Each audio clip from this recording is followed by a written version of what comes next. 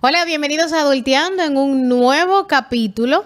Y recordarles que nos pueden escuchar a través de Spotify y Apple Podcast como Adulteando y en todas las redes sociales como Adulteando y también en Fire Media. De igual forma en el YouTube usted le da la campanita y cada vez que tengamos un episodio nuevo, pues ahí le llega la notificación. Tenemos en el día de hoy, mi compañera Alba Celis y yo, a una invitada de lujo porque trataremos un tema que en ocasiones la gente no sabe que está pasando por esa etapa y es bueno de que lo reconozcan con tiempo. Y bueno, por eso traímos a la invitada de hoy, la licenciada Karen González. Bienvenida a Adulteando. Bienvenida, hola. Karen, encantada de tenerte. Gracias, el honor es mío. El duelo es justamente el tema que trataremos el día de hoy. Ya incluso nos explicabas fuera de cámara de que es un espectro, es muy amplio, muy diverso y quizás hay detalles que la gente no es consciente de que sí es un duelo y de forma por arribita me gustaría como que tú dijeras esos detallitos que la gente aún no asume de que es un duelo y que simplemente se tiene como algo normalizado. Sí, deseamos fuera de cámara precisamente que cuando hablamos de duelo hablamos de tristeza, llanto. Pero realmente lo que significa duelo es reajuste, es adaptación. El cambio de una realidad a otra implica que el ser humano tiene que atravesar una serie de tareas para poder asimilar la novedad, ¿ya? Aceptar el cambio. Y esta va a ser más difícil en la medida que aquello que se haya perdido sea más significativo. La definición de duelo es el reajuste psicológico a una pérdida real. A una pérdida real. Es decir, que es sentida, que es significativa, que es importante. Y no tiene que ser necesariamente material, aunque podría ser, sino también de personas o relaciones, por ejemplo. Claro, aquellas pérdidas que son intangibles, como puede ser el estatus, como puede ser la edad, como puede ser las funciones, los roles, son también formas de duelo. Claro. Y son pérdidas no solo de personas que fallecen, sino también pérdidas de que cambian o de personas que perdemos en el proceso mismo de nuestra vida, ¿no, Karen? Claro, de personas, de situaciones, de funciones, de roles que perdemos en nuestra vida, por ejemplo, y tal vez adelantándome un poquito a los temas que vamos a ver, lo que es el síndrome del nido vacío, que es un tipo de duelo a la pérdida de ciertas atribuciones familiares, por ejemplo. También hablamos del duelo en la tercera edad, que es ya cuando uno se está jubilando, que está transitando a otras funciones. O sea, cuando hablamos de duelo hablamos de reajuste, pero no solamente al fallecimiento o al luto, que es a lo que tenemos realmente asociado duelo, claro, sino a todo ese proceso que yo como ser humano debo hacer para adaptarme a los cambios de vida. Claro, y entre esos cambios de vida precisamente es importante resaltar que en este proceso de pandemia, sobre todo el primer año, muchos de los que nos escuchan, los que nos ven, en general de nuestro público joven millennial, pasó por un duelo del que quizás no fue consciente. Algunos todavía lo arrastran y es el mismo tema de la pérdida. Algunos no, yo todavía me estoy ajustando. Ahorita claro, me dijeron pégate el micrófono y yo, no. Claro, es el tema del trabajo, por ejemplo, sí. Porque si bien es cierto que en algunos casos hubo una reintegración, pero hay muchas personas que perdieron directamente su trabajo, la posición y estatus que ya tenían en una empresa y con ello también la posición y holgura económica, por ejemplo. ¿Cuáles son generalmente las etapas del duelo para poder identificarlo en uno mismo, por ejemplo? Mira, anteriormente se tenía la creencia que el proceso de duelo eran cinco fases. Iniciaban con una fase de negación, negociación, depresión, ira y luego el aprendizaje. Sin embargo, en los últimos años nos hemos dado cuenta, quienes trabajamos el tema, que la experiencia de duelo es mucho más diversa que estas 5 etapas que antes se conocían. Y que con ello también es una experiencia mucho más intensa. ¿Y por qué es importante verlo así? Porque no, la intención no es asustar, de que, ay, el duelo es un cuco, sino normalizar de que no es la verdad que a la semana ya tú tienes que estar nítido. Claro. ¿Ya? Incluso cuando estamos hablando del tema trabajo. ¿Por qué el tema trabajo, señora? El trabajo es estructural a nuestro día a día. Nosotros nos programamos según nuestro horario de trabajo. Entonces, si tú has perdido algo tan simbólico como tu rutina diaria, naturalmente el ajuste a este proceso también será bastante chocante. Entonces, las tareas del duelo, que es como me gusta verlo, implican en primer momento un shock. Lo primero que sucede ante un cambio importante en nuestra vida es que no nos lo creemos. No, pero no puede ser verdad. En serio, aunque sea lo más mínimo, claro. A mí, pero ¿y cómo va a ser? Porque estamos hablando que tu día a día se interrumpe como cuando uno raya un CD. ¿Uy? Tal cual. Entonces, lo que para ti era cotidiano, para lo que a ti no era, ni siquiera había que pensarlo porque era automático, ya de repente hay un corte. Y ya de pronto sí yo tengo que idearme algo nuevo. Y eso es lo que sucede. ¿Qué yo voy a hacer ahora cada vez que me levante? Y con qué yo voy a resolver. Y son preguntas que son válidas. Claro. Uno como jefe de familia, por ejemplo, no se puede hacer loco con Claro y Edesur. ¿Quién paga la casa? Ellos son los primeros que te dicen, el mundo sigue, mira lo que tú haces. Entonces, eso es un tipo de duelo, las pérdidas laborales que suelen ser socialmente invalidadas. Sí, porque la gente te dice, pero supéralo ya, tu vida no era ese trabajo. Ya busca el trabajo. Muchacho, que tú eres productivo. Riega tú eres qué sé currículum. yo, pero que una cosa no tiene que ver con la otra. Yo soy muy productivo, pero ahora mismo no tengo un peso. Claro. Yo tengo derecho. No, y yo tenía un plan, yo tenía un proyecto de vida basado en que yo iba a continuar en esta empresa, en que yo estaba ganando tanto, y ahora tú me dices que tengo que salir a la calle, ver si encuentro algo, y cuidado, aceptar algo muy por debajo de lo que yo estaba recibiendo. También algo muy importante es que en el fenómeno de pandemia estábamos trabajando online. Entonces, en la reintegración también pasa otra cosa. Del otro lado, el empleador y el empleado dicen, ay, pero las reglas del juego cambiaron. ¿Verdad? Entonces, Eso es ahora yo cierto. también tengo que ofrecer nuevas cosas, pero tal vez no voy a abundar mucho porque a lo mejor no me conviene no sé, hablar mucho de eso. Pero es como para que nos pongamos en el mindset de que el duelo implica muchas cosas, no solamente llorar, no solamente lamentarse. Y hay otros procesos también que se agotan, además del trabajo, que pasan en la vida del joven adulto, que es, por ejemplo, la pérdida de amistades y de relaciones. Generalmente en un noviazgo o una relación de pareja está, bueno, entre comillas, muy claro el momento en que se acaba. Mira, fulano, tú y yo tenemos que hablar, esto llegó... A veces algo así. Dije, unas veces más que otras, ¿verdad? O cuando tú ves que ya hace un mes que tú no sabes de esa persona, pues ya tú sabes que no es lo mismo que era, ¿verdad? Pero, por ejemplo, con las amistades, hay veces que perdemos las amistades y no es tan sutil. Siempre tenemos la esperanza, no, yo te escribo, yo estaba por llamarte, tenemos que juntarnos. ¿Qué pasa con ese proceso por el cual vivimos o cómo podemos lidiar con ese proceso que a veces tenemos que vivir al perder esas amistades de toda la vida, del colegio, de la universidad, y que ya luego directamente no las vemos, no tenemos esa relación?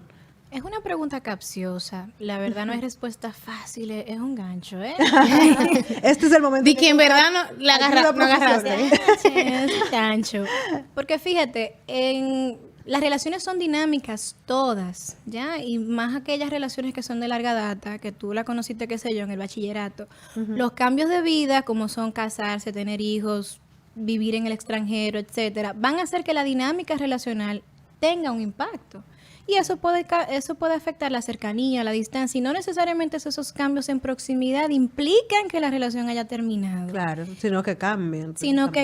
Entonces, ahí estamos hablando de qué tanta responsabilidad afectiva hay en esa dinámica, qué tan responsables somos de cómo la cuidamos.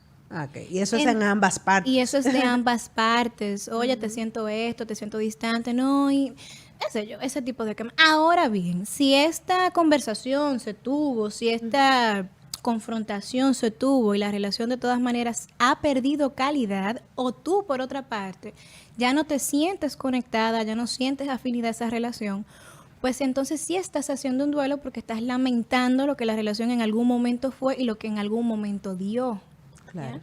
Y lo que tú sigues esperando Y o lo que necesitas. tú sigues esperando en función al vínculo. Entonces, ¿qué hacer en ese momento? Lamentablemente, nuestras relaciones no están destinadas a crecer con nosotros y eso no es nada malo, pero yo me tengo que dar el permiso de validar lo que estoy sintiendo y honrando a la persona que fue y a la persona que yo fui en esa relación, porque algo importantísimo es que en las experiencias de duelo siempre perdemos algo de nosotros con eso que se fue. Siempre.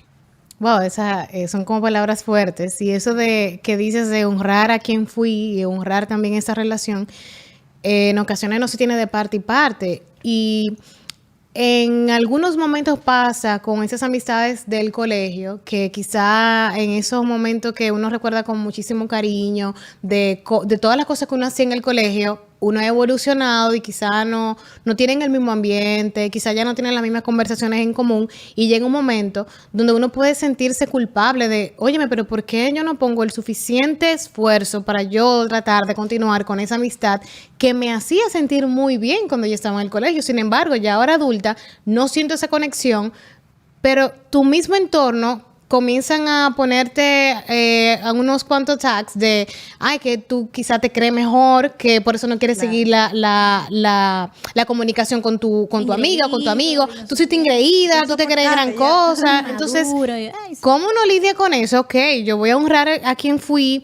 Yo voy a pasar mi proceso de entender de que ya eso cumplió su ciclo conmigo, pero sin que me afecte entonces los comentarios de la gente. Otra pregunta. ¿Viste?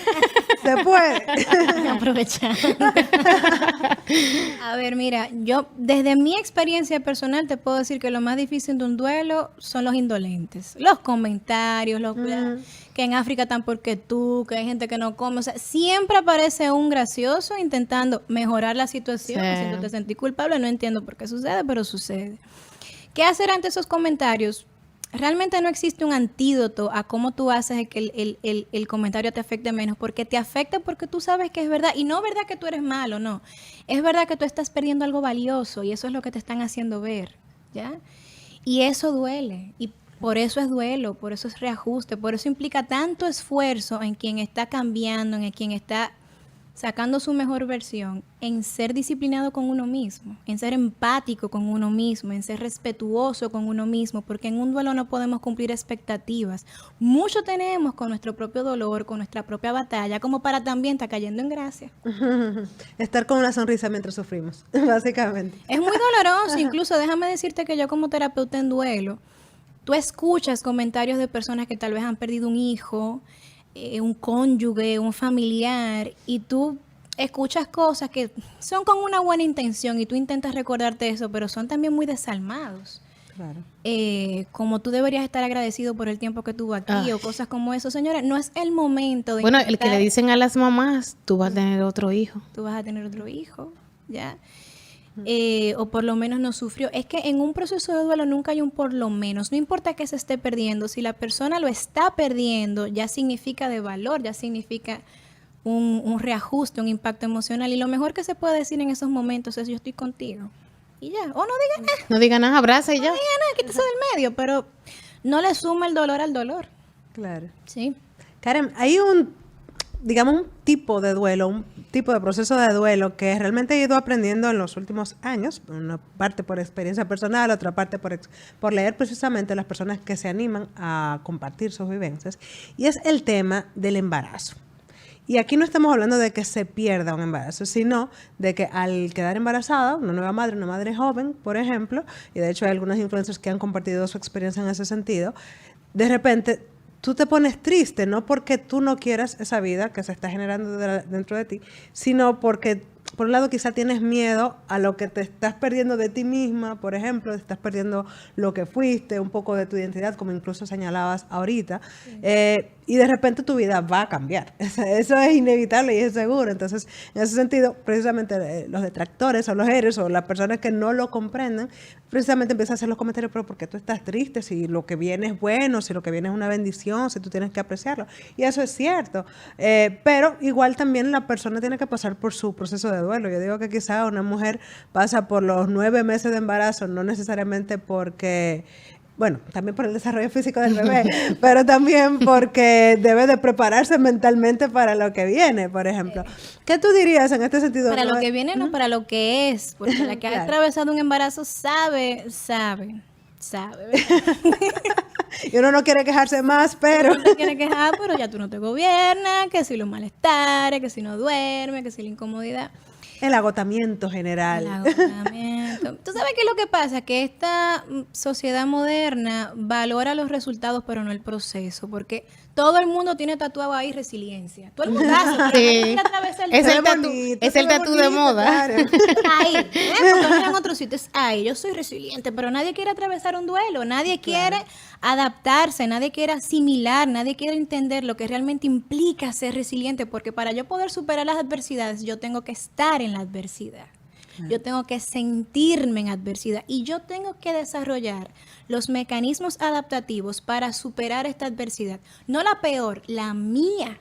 Claro, Porque y yo la no de tengo este que ver momento que se fulana está tenga viviendo. 3 hijos y sea madre soltera y sea viuda y tenga un hijo con problemas. Yo no tengo que ver con esta. Esta es mi adversidad porque en mi ciclo de vida, en mi línea de vida, yo nunca tuve un muchacho hasta mi primera vez. Claro. ¿Ya?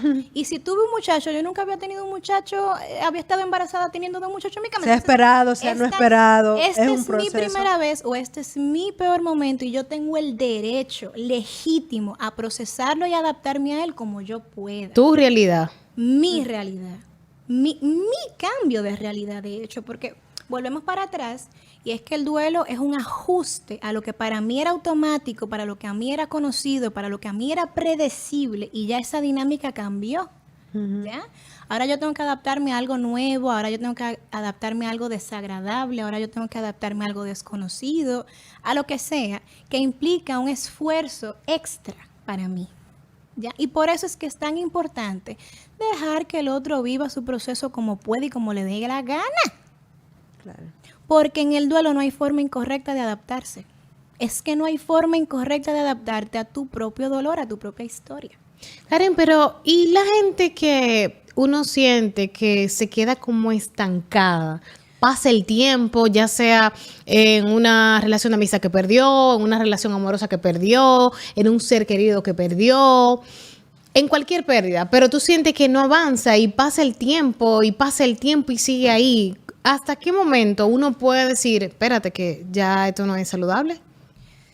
Eso es otra pregunta, gancho, y es por en el sentido de que al fin del cuento el corazón de la llama solo lo conoce el cuchillo. Realmente la única persona que sabe si se está adaptando o se está victimizando es el doliente mismo.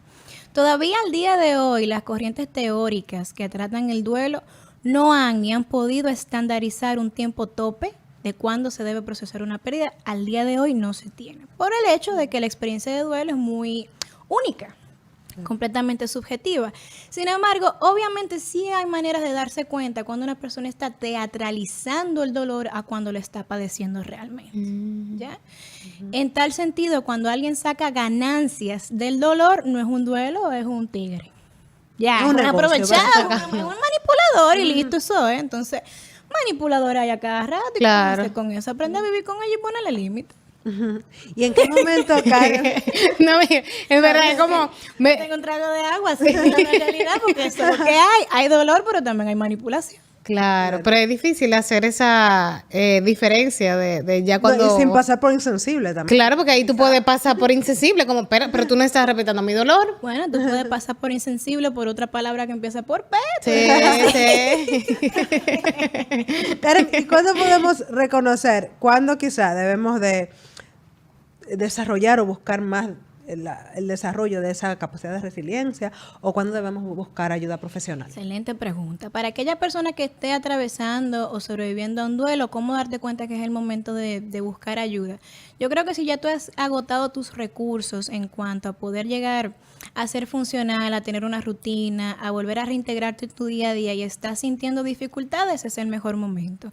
Si estás lamentablemente en un entorno que no sea validante, que no sea de contención para ti en este proceso, si sientes que no te están entendiendo o que no están respetando tu proceso de duelo, es el momento de buscar ayuda. Y sobre todo si estás en una situación donde tal vez estás pensando en que no merece la pena vivir, que no estás conectando con el disfrute de la vida, definitivamente es el momento de buscar ayuda.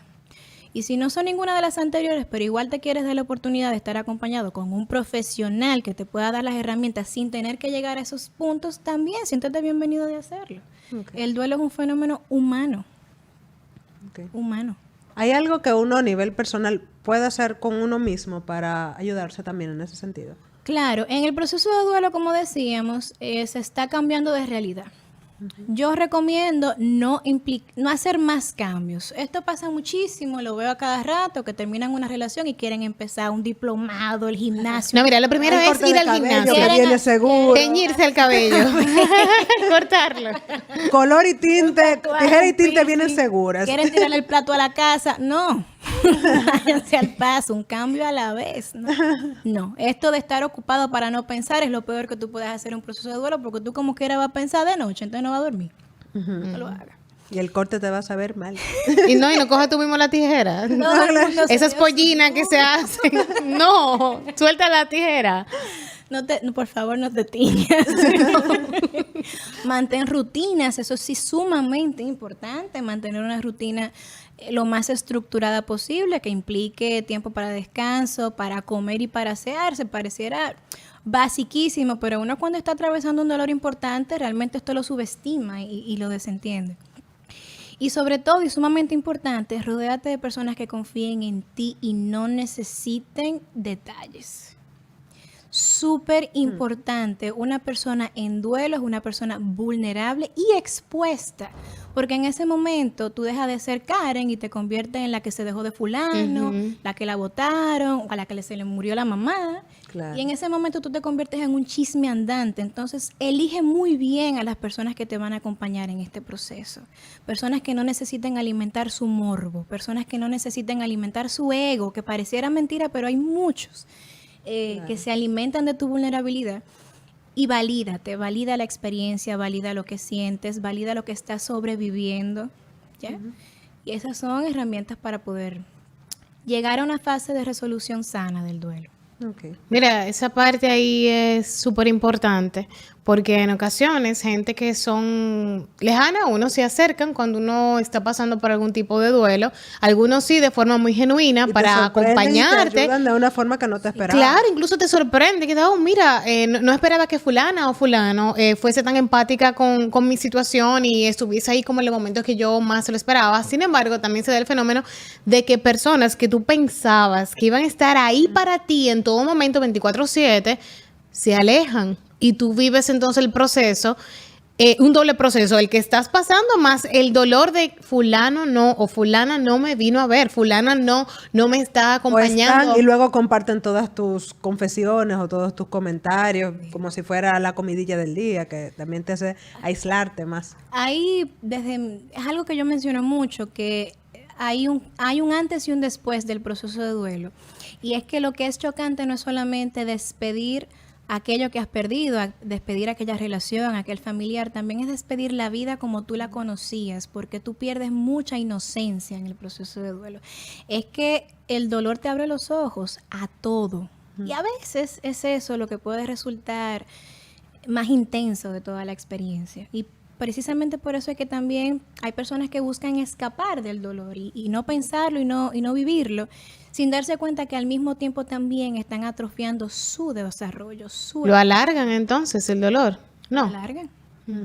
Eso se convierte en expectativas, se convierte en frustración, se convierte en miedos y la persona empieza a vivir a la defensiva, cuidándose de un dolor que lo tiene en el corazón.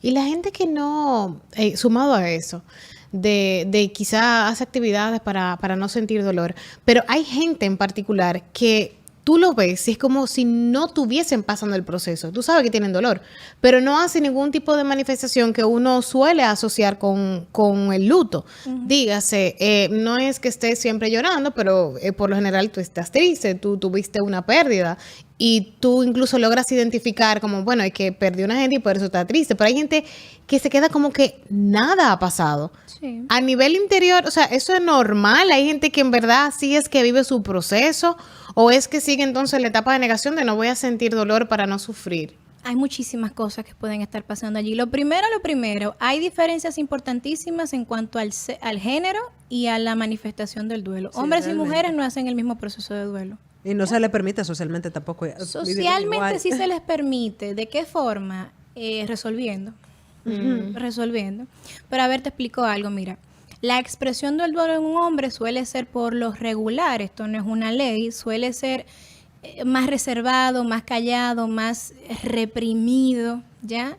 Suele ser más irritable, no me hables de eso, y te deja hablando solo.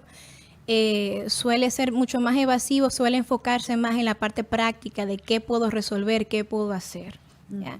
En tanto, las femeninas, las mujeres suelen tener una manifestación mucho más de llanto, de decepción, de impotencia y de rabia. La mujer suele pelear más el duelo, realmente.